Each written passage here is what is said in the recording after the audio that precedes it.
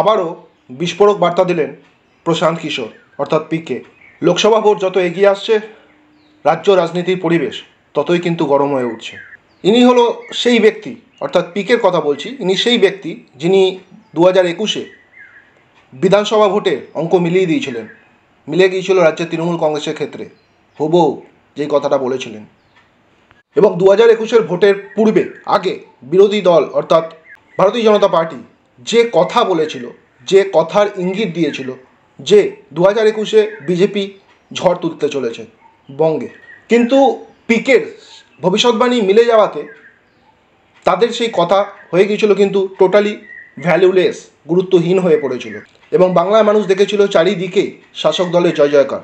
দেখুন, আমার এই প্রতিবেদন আমি একজন নিরপেক্ষ মানুষ হিসাবে বানাচ্ছি। দর্শক বন্ধুরা, আপনারা অনেকে লাইক করছেন, আপনাদেরকে অসংখ্য অসংখ্য ধন্যবাদ।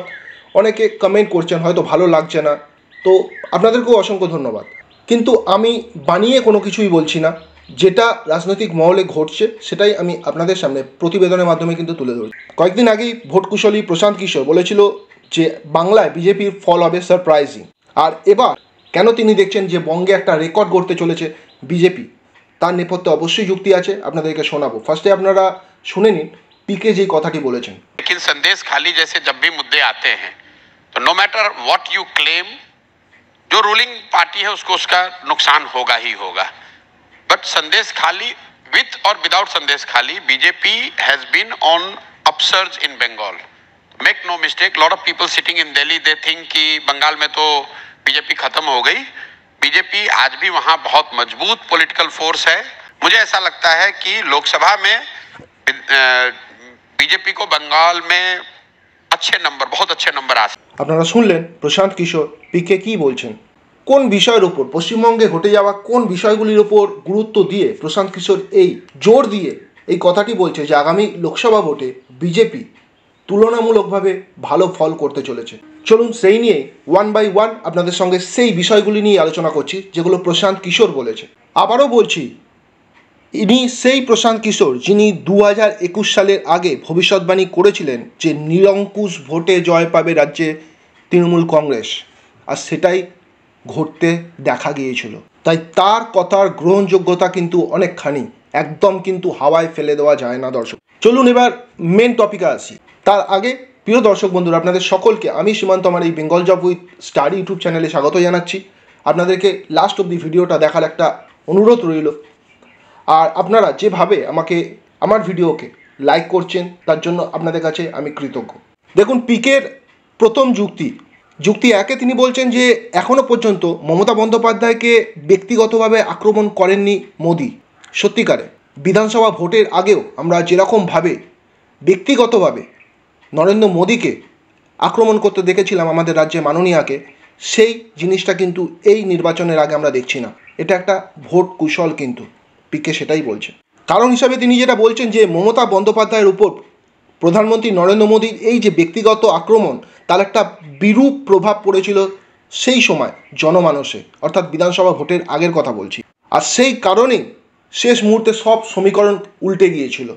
মাননীয়া মমতা বন্দ্যোপাধ্যায়ের উদ্দেশ্যে মোদি দিদি ও দিদি, দিদি ও দিদি এই কথাটি অনেকবার বলতে শোনা গিয়েছিল বিধানসভা ভোটের পূর্বে আমাদের প্রধানমন্ত্রীকে, এবং যেই বিষয়টি তৃণমূল মা, মাটি এবং মানুষের কাছে এই বিষয়টি একটি অবমাননার একটা বিষয় হয়ে উঠেছিল। কিন্তু আর এই নির্বাচনের আগে বিজেপি কিন্তু দেখা যাচ্ছে পরিষ্কার সেই কৌশল কিন্তু বদলে দিয়েছে। এখনও পর্যন্ত আমরা দেখেছি প্রধানমন্ত্রী মোদিজি যতবারই আমাদের রাজ্যে এসেছেন কোনোবারই তাকে কিন্তু ব্যক্তিগতভাবে আমাদের রাজ্যে মাননীয়াকে আক্রমণ করতে দেখা যায়নি। তিনি দায়ী করেছেন, কিন্তু সেটা হলো রাজ্যের শাসক দলকে, অর্থাৎ গোটা তৃণমূল দলকে তিনি কিন্তু আক্রমণ করেছেন, কিন্তু ব্যক্তিগতভাবে আক্রমণে যাননি, যেই মিস্টেকটা তিনি করেছিলেন। দু নম্বর বিষয় যেটি বলছেন সেটি হলো অনন্ত মহারাজকে রাজ্যসভায় পাঠানোর অঙ্ক।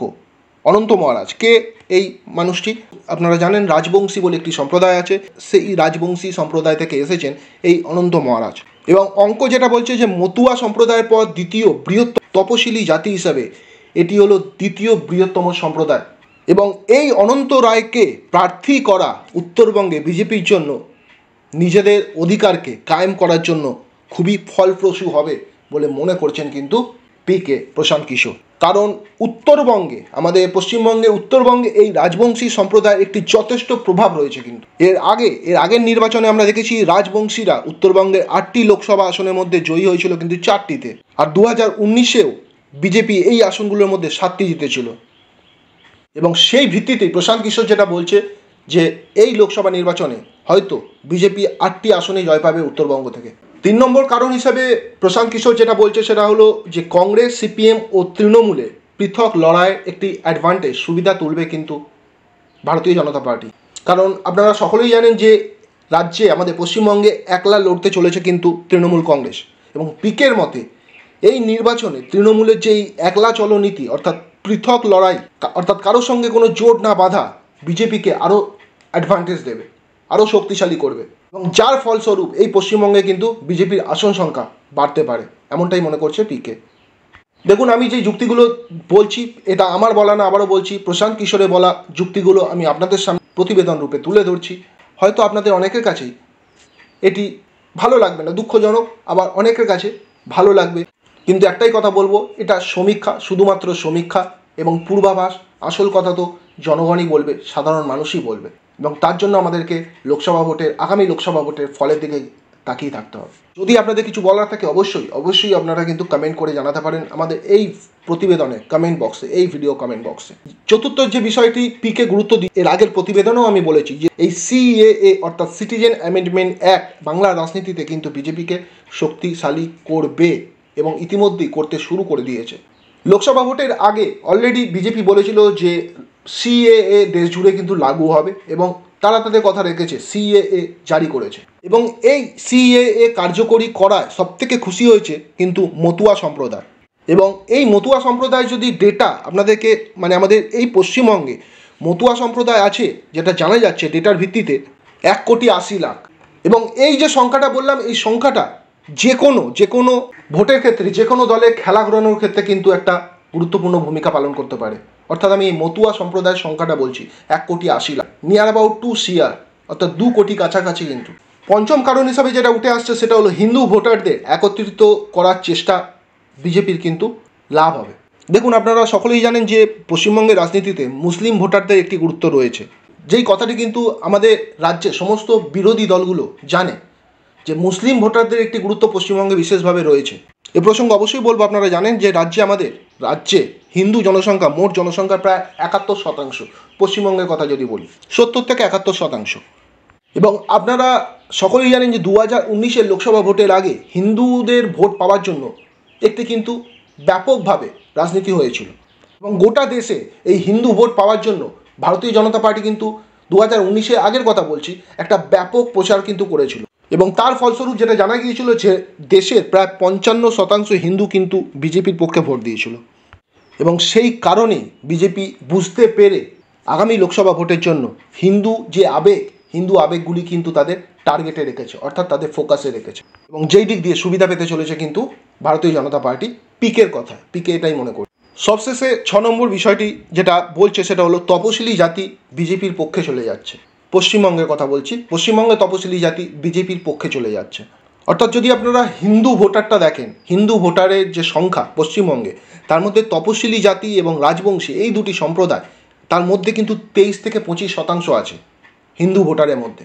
এবং আশা করা হচ্ছে যে এই সিএএর ফলে সবথেকে লাভবান হচ্ছে যেহেতু মতুয়া সম্প্রদায়, এই মতুয়া এবং রাজবংশীদের মানসিক দিকে কিন্তু একটা প্রভাব ফেলবে, অর্থাৎ তাদের গুরুত্বপূর্ণ ভোটটি, অর্থাৎ মতুয়া এবং রাজবংশী সম্প্রদায়ের গুরুত্বপূর্ণ ভোটটি আগামী লোকসভা ভোটে বিজেপির পক্ষে যাবে বলে মনে করছে কিন্তু পিকে, প্রশান্ত কিশোর। তো প্রিয় দর্শক বন্ধুরা, এই ছিল সামান্য একটি প্রতিবেদন আপনাদের সঙ্গে শেয়ার করলাম। আবারও বলছি, ভালো লাগলে একটা করে লাইক করবেন, কারণ আপনাদের ছোট্ট লাইক, প্রচুর লাইক আমাদেরকে খুব মোটিভেট করে। দিনের শেষে যখন আমরা দেখি লাইক এবং আপনাদের কমেন্ট যখন দেখি, খুব ভালো লাগে পরবর্তী ভিডিও বানানোর পূর্বে। তো অবশ্যই সেটা করবেন। আর আপনারা সকলে ভালো থাকবেন, সুস্থ থাকবেন, এই কামনা জানিয়ে আমি সীমান্ত আজকে ভিডিও এখানে শেষ করলাম। নমস্কার।